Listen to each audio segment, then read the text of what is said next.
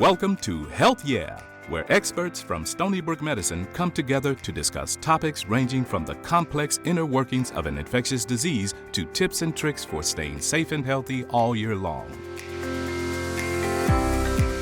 Hello, everybody. My name is Dr. Anthony Anzalone, and welcome to Health Yeah. I'm here with Dr. Veronique Deutsch-Anzalone, who, according to my notes, is my wife. We're excited for you to join us today for this very special episode of this podcast as we talk about love. More specifically, we are going to talk today about how to develop and maintain healthy relationships. We have in front of us some of the most frequently searched questions pertaining to this topic, and we're going to get right into it. Okay, hopefully we have a couple of good answers for the audience here today. So the first question that we'll be looking at is basically, what does it mean to have a healthy relationship? So, when you're thinking about a healthy relationship and you're looking at some of the common ingredients, you're talking about the one that we talk about the most, almost the hackneyed response of communication, right? Everyone talks about communication. Everyone talks about how important it is in a relationship. I was wondering, Dr. V, could you give some ideas of what does it mean? Let's get more specific. What does it mean to have good communication in a relationship? Well, definitely when you have communication, you want to be able to use more feelings words, for sure. You don't want to wait too long to have a conversation with your partner, especially if there's some sort of issue or if there's something that's bothering you. So when you have a conversation with your partner, you want to be able to kind of say, hey, listen, I think we need to talk about something. So you want to sit down with them and you want to use those feeling words, and you want to use a lot of we instead of I. But you want to make sure that you don't use we as in, maybe this weekend we can fix the lock on the door. That tends to be my issue. I get mixed up with pronouns.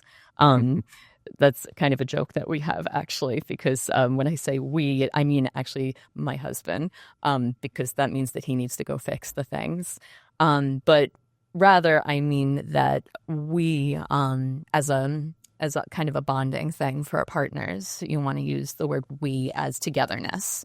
So that is a big part of communication.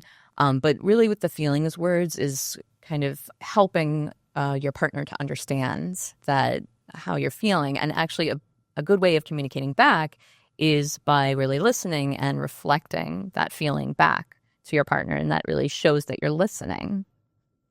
So that mirroring, reflecting, and validating. I think we came up with a great response. Yes. And I also like to say that in any relationship, rarely do conversations or arguments go well when they start with you always or you never. So to tag along with what you're saying, being able to express I statements, to express how you're feeling towards someone. Because in relationships, healthy conflict is natural, right? Absolutely. So just as you were saying, the always or never is what we call the cognitive distortions, the black and white thinking. So if I say something like, I always have to take the garbage out, you never take the garbage out, right? Then that is probably going to start an argument, because that's not true, right? Because even if I always took the garbage out 6 out of the 7 days of a week, that doesn't mean that I always do. There's probably one time that you take the garbage out, right? Oh, absolutely. Yes. Because I'm not talking about us, by the way. No, not at all. Of course not. Not at all. So I believe that another part that's really important to a relationship is trust, wouldn't you say? Absolutely. So what would you say about that? Well, I think trust is really predicated, as what we're talking about before, in terms of that communication. Because as you were alluding to, when we don't communicate effectively, we fill the gaps with a lot of distortions, right? So you think, she didn't respond to me, she must feel a certain way. So when we're not communicating effectively, we tend to look at things distorted, and we're not being able to see the other person's side. We're missing a lot of evidence to help us build our thoughts. So when you don't trust people, then that's a slippery slope. And what do we hear from a lot of our clients? You look at cell phone messages, or you're tracking people, you're looking on Life 365. And if you're hitting that point, it usually means something's missing in the relationship, that you haven't had that foundation to be able to talk about things right away and resolve them, and instead of letting them kind of ferment and build. Absolutely. I couldn't agree more with that. And trust and honesty goes hand in hand. That's something that I see a lot with my patients, is the needing to check the partner's phone, let me check your text messages, or let me check your Instagram or your Snapchat, the constant, the 360, the sharing their where they are. I don't even think that we have that, actually. You do not. No, I because trust you. I know where you're going. I don't need you to know when I'm at Taco Bell. So, yeah, no. So I'm usually with you, so that's... Yes. So deliciousness. So, yeah. So it's really about teaching, our clients that they don't really need to do that. If they have that ultimate trust and honesty with their partner, then the hope is that they don't need to go on their phone and check this, all the time, or even ever, really. The hope is that they have that trust and that honesty with their partner, and that communication is key with that. How about compromise? What would you say about that? Well, I always compromise. Always. Right. There's that word, right? Always. Yeah, I think in any relationship, and I'm sure we'll talk a little bit more about this later, but in any relationship you have, you want to think, are you being really rigid? Or are you being able to compromise, right? As I alluded to before, the must statements, those rigid, they must meet certain expectations, versus being able to see the other person's point and have a give and take in a relationship. Because if you don't have that collaboration, right, in any relationship in your life, then it starts to degrade, right? Yeah, absolutely. Something with compromise with healthy partners is that I can think of is with your own families, is having to spend holidays with your family or my family, and having to have that equal opportunity to see everybody's families. That's definitely compromise, because you get pull from either side. I think a lot of partners probably have things like that. Or even when you have children, just compromised with, can you take the kids to this? Or can I take the kids to this so that I can have time with my friends, or you can have time with your friends? It's this makes for a healthy relationship, because you need to have time to yourself as well, or times that I'm tired and you take the kids, or you're tired and I take the kids. It's just a lot of compromising that you need to have in a healthy relationship, even if you don't have kids. Yeah, and if it's a healthy relationship, I like to say you're not acting like an actuary. You're not keeping tabs. Well, I did this, so you owe me this, this. On the other side of the coin, you want to make sure that you're within the ballpark, that you're helping each other. And as you were referring to before, to compromise requires collaborating. And in any situation where you're going to collaborate, the solution has to be viable for both people, and it has to be realistic. So being able to go back and forth and not hold on to things, not being able to pocket something. Well, you know what? I woke up with the kids both times today, so you owe me this. Rather, you do it because you love your partner. You want to be able to help them out. Well, I'm certainly glad that you don't tally that, since you let me sleep late almost every day on weekends. So I don't think the kids would let me sleep late, so that's the fair part. Or the dog. Or the dog, for sure. So let's talk a little bit about how you build a healthy relationship. Yeah, absolutely. So as we were talking about the things before, in the beginning of your relationships, it's all that eros, and there's no stress, and we know that there's never any stressors in relationships. But as relationships continue to grow, it's so important to be able to have those conversations with your partner of how do you like to argue? Are you the type of person that wants some space, you need to cool down, or you need to resolve it right away? So having those tough conversations early, which we generally don't think about, because when we're young and in love, we're just thinking about where's the next place we're going to go out, or what are we going to go, where are we going to go?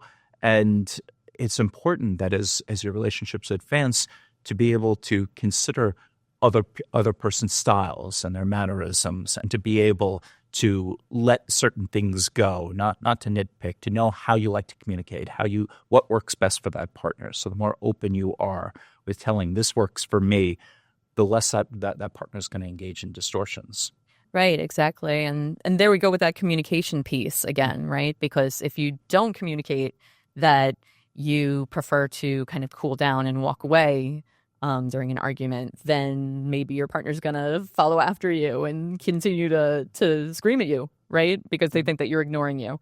Or if you are the type of person that gets extremely anxious and feels like you need to talk right away about a problem, then if your partner doesn't know this, then that's going to be even worse, right? You might have a partner that has a panic attack, and that partner might not understand what's happening. So it is really important to communicate that, listen, if there's a problem, then this is the way that I need to have this argument, for sure. So there we have that communication piece again. Yeah, absolutely. Going to what you were said before, like when we work with, say, individuals with ADHD, where we'll come across couples that will say, well, if he truly loved me, he'd remember to pick up the milk, and not understanding, well, this has nothing to do with love. This has everything to do with executive functioning problems and being able to work with that person to help them out. So that way there's not the nagging and there's more supporting each other. So when we're talking about, say, depression, anxiety, or any mental health problem, being able to communicate to your partners so that way you could support them, educate them, support them, and not devolve into those thinking errors. And there we go with that cognitive distortion again of mind reading, right? That they should know better. They should know that when I come home late from a late shift, that those dishes should be done, that counter should be cleaned, and the kids' backpack should be packed and all set so that I can just rest on the couch, right? They should know that. It's a good thing we're both guilty of that. Right, exactly. But yeah, it's an excellent point that one of the best days of your life is when you eliminate the word should from your vocabulary, when you realize, yeah, it would be nice if my partner did this, but we pivot away from should. And then when you pivot away from should, it opens the door for that communication. And I think another topic related to this is the notion that building a healthy relationship takes a lot of work, but keeping that healthy relationship is tough as well, right? Like losing 5-10 pounds is tough. Keeping it off, that's just as tough, if not tougher. So let's talk about some ideas of how do you keep a relationship from going stale? Absolutely. So one of my favorite things that I like to talk about with my patients is the 5 love languages. So with that, we have our time spent together. We have our physical touch. We have our gift giving, our acts of service, and our words of affirmation.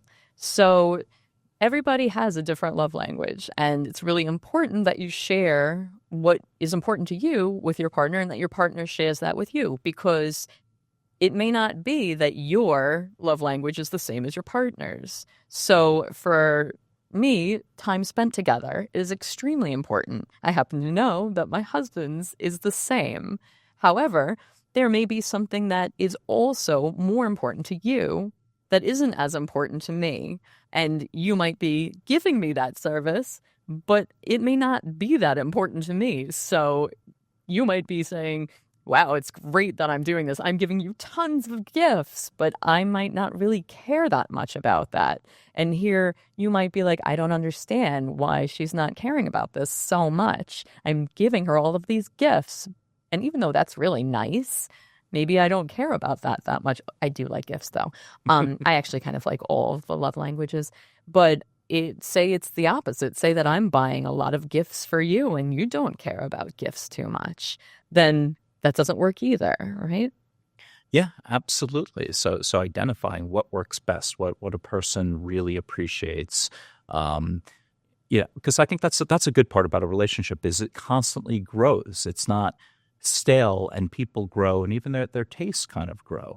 Although I'd be curious if sushi is considered a love language. So I would definitely put that one as the 6th category. Our daughter would say that it is, for sure. Absolutely. Absolutely.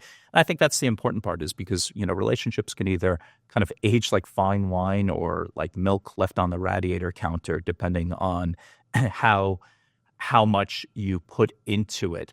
And as we know, being the Long Islanders that we are, life gets pretty hectic, gets pretty frenetic, and sometimes things just kind of degrade over time. So I like to say that relationships have to be kind of like a garden. If you're not taking care of it, maybe not overnight anything's going to happen. But if you wait a couple of days, a couple of weeks, the weeds start growing. You don't pull out the weeds. You're not watering it, and it wilts. So we've got to be able to do the little things to kind of water that garden every day. So what would be the examples that would be the small things that you would do just to keep the relationships fresh and prevent them from being stale?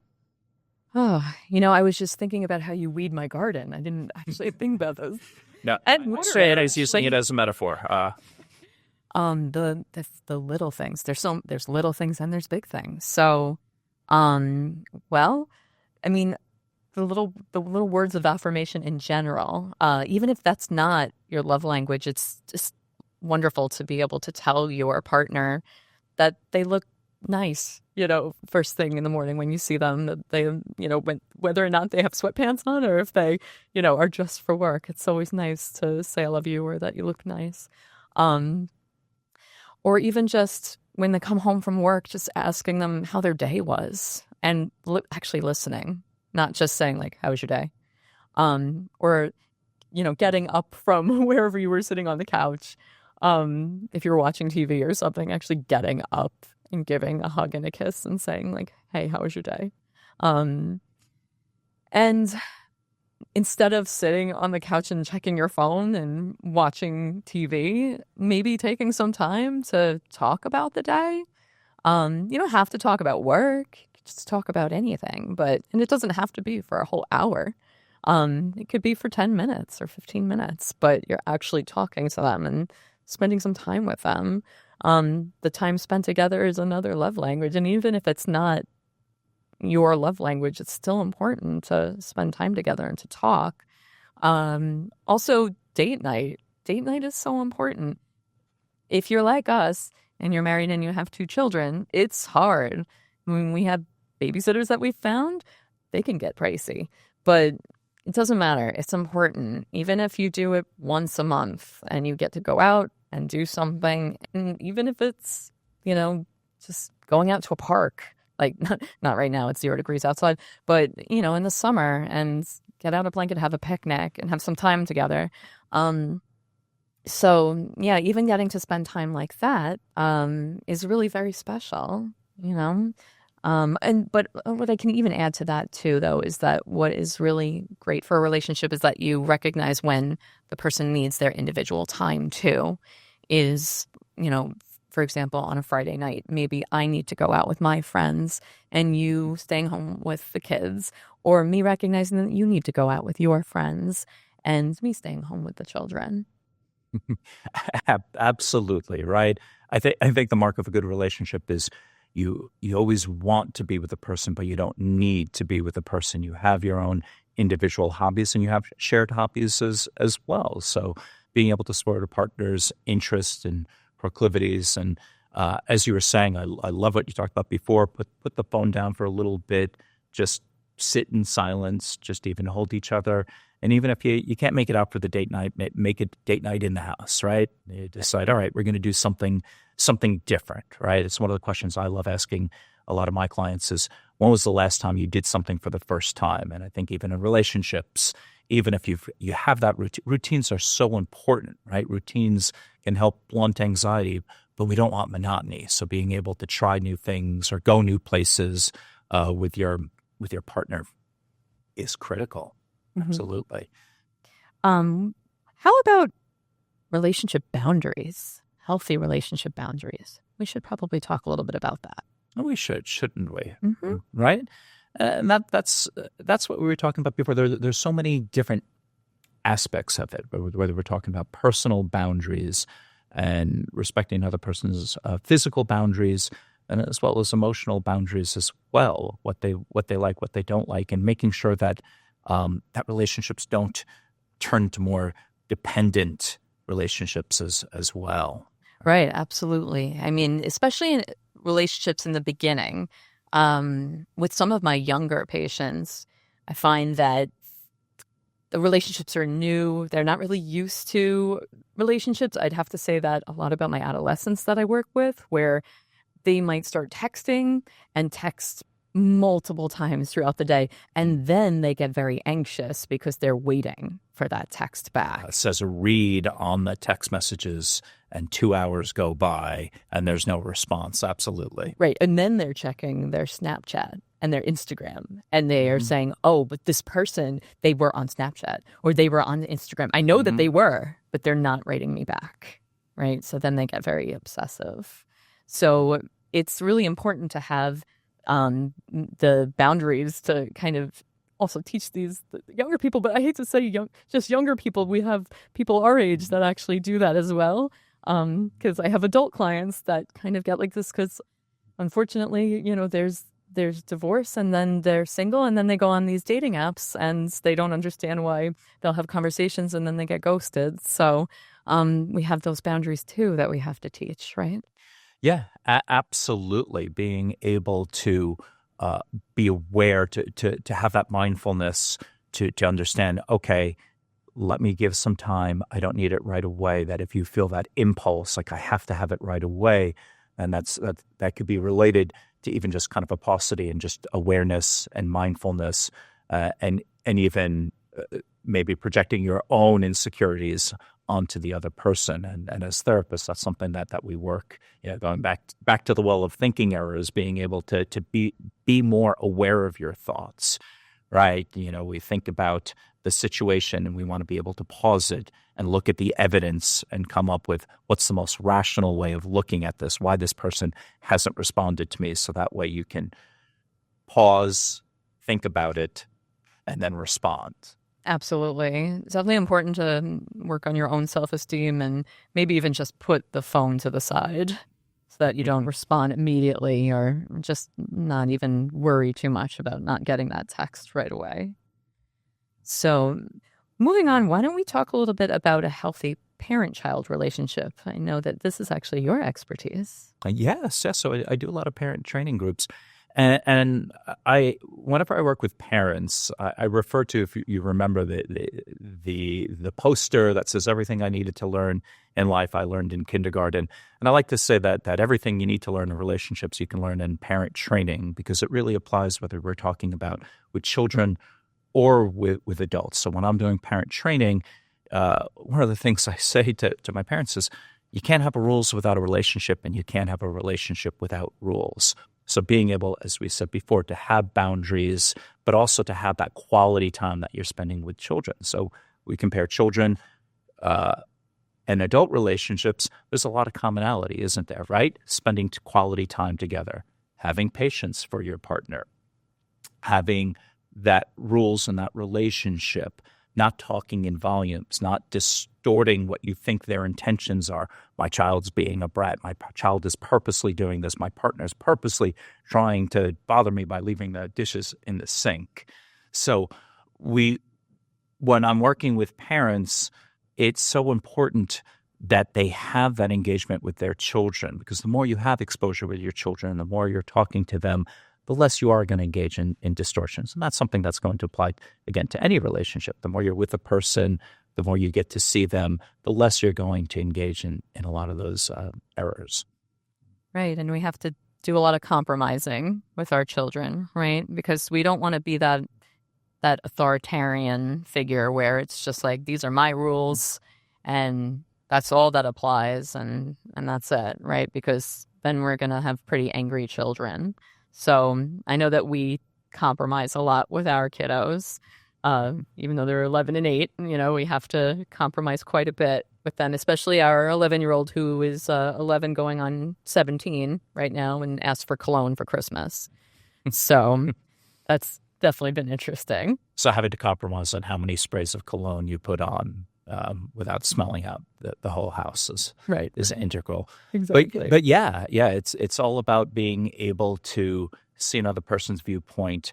I like to say that kids maybe they don't have the head of the table, but they should have a seat at the table, because kids like to be heard, and they're going to model the relationships that you teach them in their lives, right? So if you want kids to be flexible, you have to teach your own flexibility about things. There should only be a certain amount of things that you're saying are inflexible. If your child wants to run into traffic, well, that should probably fall into the inflexible category. But if your child doesn't want to eat all their Brussels sprouts, well, I'm not one to pass judgment on that as well. So finding that middle ground and teaching them the words, so that way they have that emotional, social persistence coaching to deal with things in their life, to make them more resilient. So we want them to have resilient relationships, and they are our barometers. They are our parrots too. So the more they see what we're doing, the more they're going to put in their heads, and it's kind of like a piggy bank. It just kind of gets stored in, and then the returns are on their relationships. They're using what we're modeling to them. Absolutely. So that's sort of like children relationships, like children and parents. So what about adolescent relationships, like versus like older relationships versus mature relationships? What's going on with that, would you say? Yeah, well, when children are hitting adolescence, we have this emotional immaturity. The brain is still developing, so we have this emotional immaturity against this backdrop of risk-taking. So there's so much going on in the brain, and hormonally, we know there's so many differences. So to go back to the notion of being able to validate what they're feeling, to be able to mirror, to reflect what's going on, and still to be able to have good interactions with them, that we know that families that have dinners together, that correlates so highly to reductions in mental health problems and mental health issues. So the more that you're just spending time at the dinner table talking to them. And I know when we say, you talk to your children, you say, how was your dad's school? Good.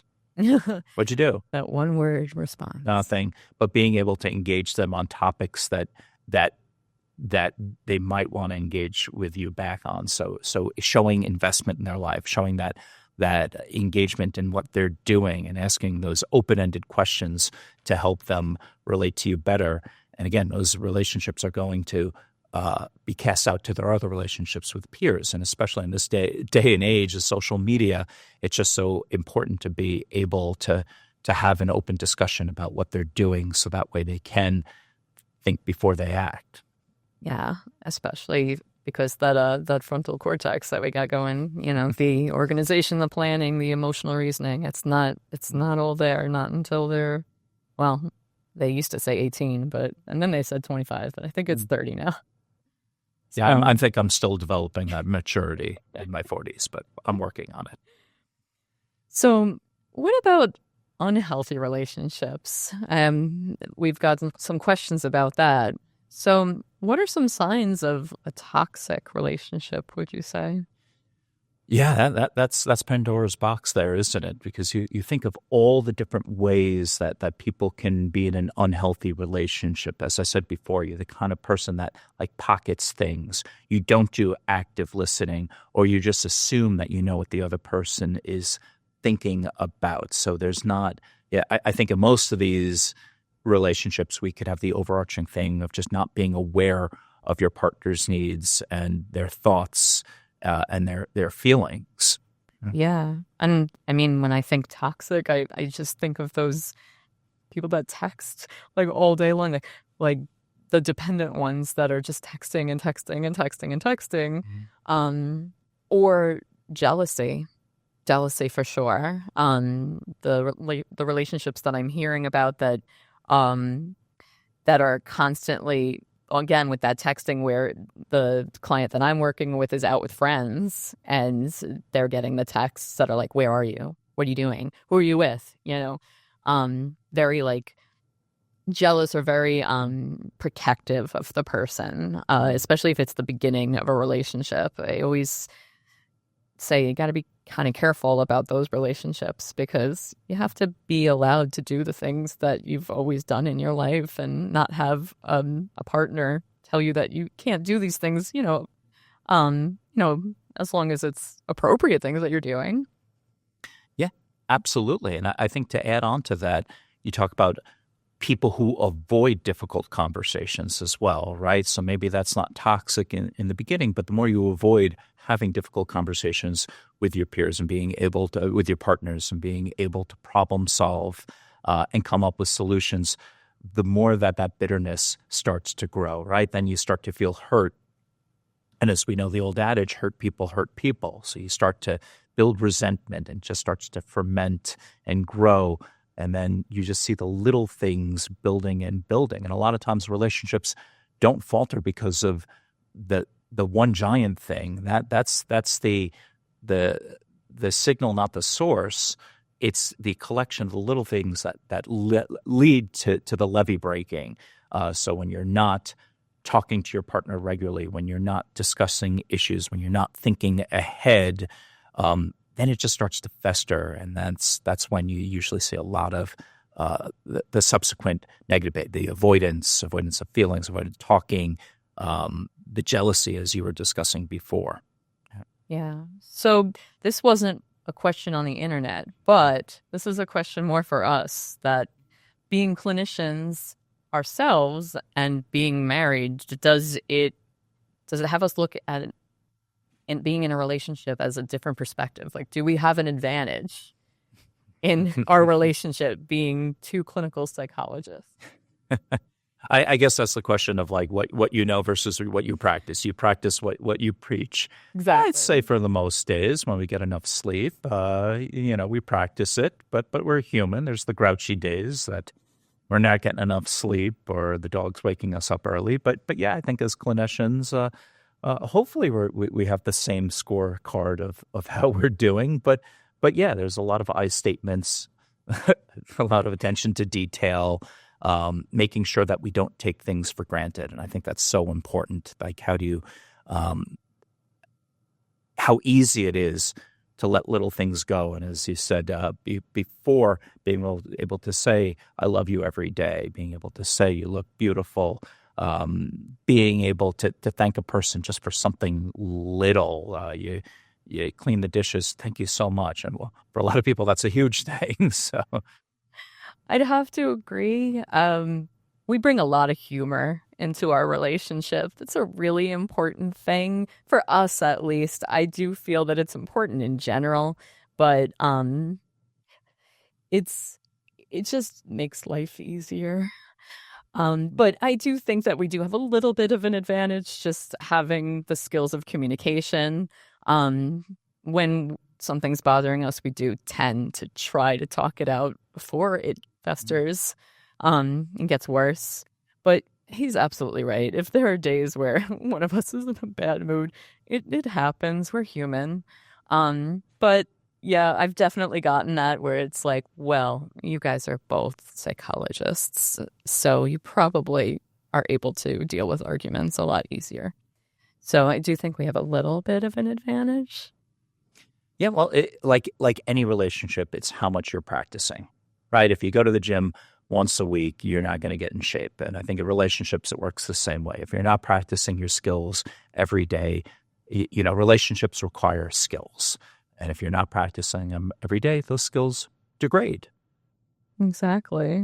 So I think we're kind of wrapping this up, but we wanted to close out the conversation talking a little bit about self-love, because whether you're in a relationship or not, it really is the most important relationship, is to take care of yourself, right? Because you can't be in a romantic relationship that's healthy if you don't care about yourself.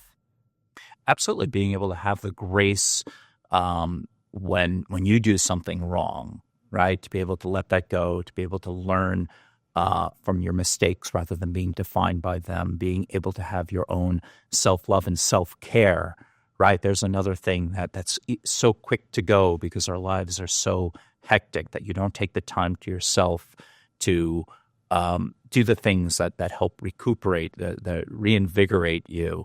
And when you're not reaching out to other people and you find yourself being more isolated, again, it starts to fester. We like to say, success breeds success and failures breed failures. And when you're not doing the things that make you feel good, then it could be a slippery slope where you start to reject that self-love and engage in a lot of that negative self-talk. Absolutely. So, Dr. Anzalone, if you were to give a tip out to the audience, what would your tip be for relationships? Well, if I'm going to hearken back to our magical wedding night, I was like going to what the longest married couple had said. I don't remember how many years. Maybe you'll remember that, over 40 years or so. And it was think twice, speak once, and that has been the thing that's helped kind of put the pause button on and remember what's important, the love in the relationship. So it lets all the little things be little so we can focus on the important stuff. I couldn't agree more. Well, Dr. Deutsch-Anzalone, this was a lot of fun. I said that we go on a date night soon. Oh, what a great idea. I'll get the babysitter on speed dial. Well, on behalf of everyone from Stony Brook's Healthy Ad podcast, thank you very much and have a great day. Stony Brook Medicine is Long Island's premier academic medical center. We transform lives through scientific discovery, education, and care, and we bring together innovative research, advanced education, and extraordinary healthcare expertise to set the standard for how healthy communities thrive. For more information, visit stonybrookmedicine.edu or follow us on social media. Stony Brook Medicine on Instagram, Threads, Facebook, YouTube, and LinkedIn, and Stony Brook Med on X.